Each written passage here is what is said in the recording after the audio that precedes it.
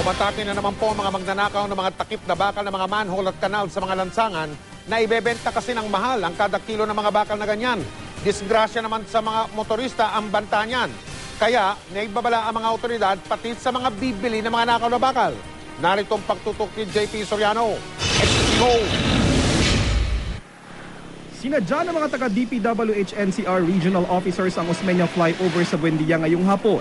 Nawawala kasi ang steel grating o tinatawag ding web forge, isang uri ng mamahaling bakal na pantakip sa kanal ng tubig sa kalsada.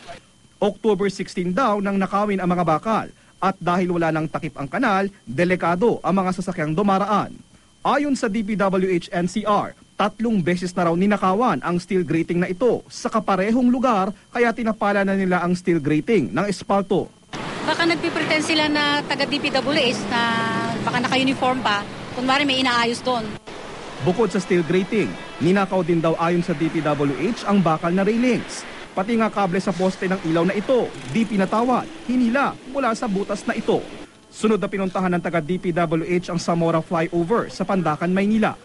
Isang steel grating na ito dito sa may Zamora flyover sa mga ninakawan kamakailan at dahil dyan ay tinakpan na lang ito ng espalto para hindi ganong kadaling nakawan at nagtira na lang ng kaunting bakal. Ayon sa DPWH NCR, bukod dito sa loob ng nakalipas na 3 buwan ay hindi bababa sa 10 steel grating ang ninakaw na mga kawatan sa iba't ibang lugar sa Metro Manila. Hindi lang daw pala Zamora at Osmeña flyover ang ninanakawan ng steel grating, electrical wiring, steel manhole at iba pang gamit sa kalsada. Nabebenta kasi ang mga ito sa mga junk shop. Ang bakal halimbawa halos 2,000 piso ang kada kilo. Pero babala ng DPWH, hindi lang ang mga magnanakaw ang mananagot kapag nahuli. Pati ang mga mahuhuling bumibili ng mga nakaw na bagay, maaasunto rin.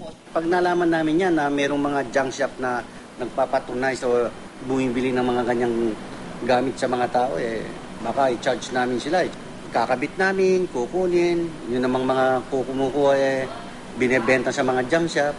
Normally naman dinadala yan sa mga junk shop at pinagbibili ng 4 kilo. Kaya may ugnayan na po tayo sa mga grupong yan, sa mga junk shops natin, na kung sakali na may mga nagbebenta sa kanilang ganyan, ipinagbibigay alam nila dapat sa pulis. Humihingi ng tulong ang DPWH sa publiko at motorista na tulungan sila at ang PNP na mahuli ang mga nagnanakaw na mga ito. JP Soriano, nakatutok 24 oras.